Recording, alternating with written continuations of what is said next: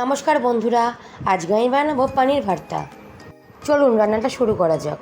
কাজু, পোস্ত, মগজ, কাঁচা লঙ্কা, আদা একসাথে মিক্সিতে বেটে নিয়েছি। এবার সাদা তেলে মেথি ফোড়ন দেব।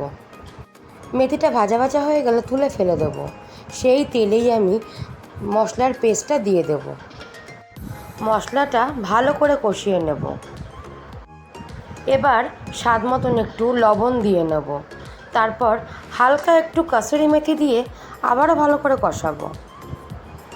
আমার এই রান্নাটা যদি আপনাদের ভালো লেগে থাকে, লাইক করবেন, শেয়ার করবেন আর কমেন্ট তো অবশ্যই করবেন। বন্ধুরা, এবার কেটে রাখা পনির সবটা দিয়ে দেব। মশলার সাথে পনিরটা ভালো করে ম্যাশ করে দেব, কারণ আজকের রেসিপি পনির ভর্তা।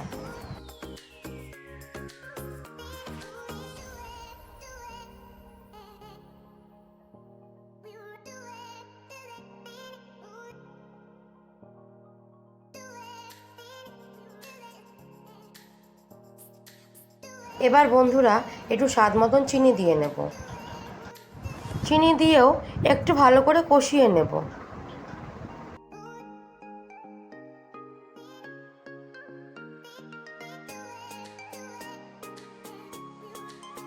বন্ধুরা, আমি জলের বদলে দুধ ব্যবহার করব।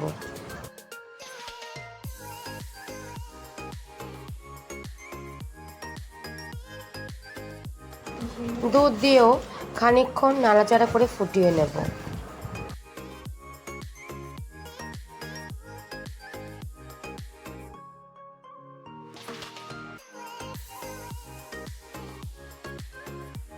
এবার দেব সানরাইজের গরম মশলা। এবার আমি ফ্রেশ ক্রিমের বদলে দুধের সর একটু ফেটিয়ে দিয়ে দেব।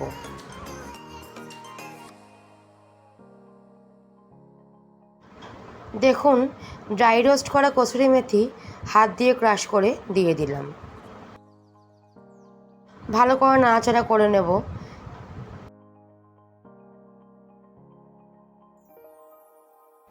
এবার গ্যাসটা বন্ধ করে ঘি দিয়ে দেব। ঘি দিয়েও একটু নাড়াচাড়া করে নেব। পনির ভর্তা তৈরি হয়ে গেছে, এবার পরিবেশন করে দেব। বন্ধুরা, আপনারা তৈরি করবেন, আমাকে কমেন্ট করে জানাবেন। টাটা, পরবর্তী রান্নায় দেখা হচ্ছে।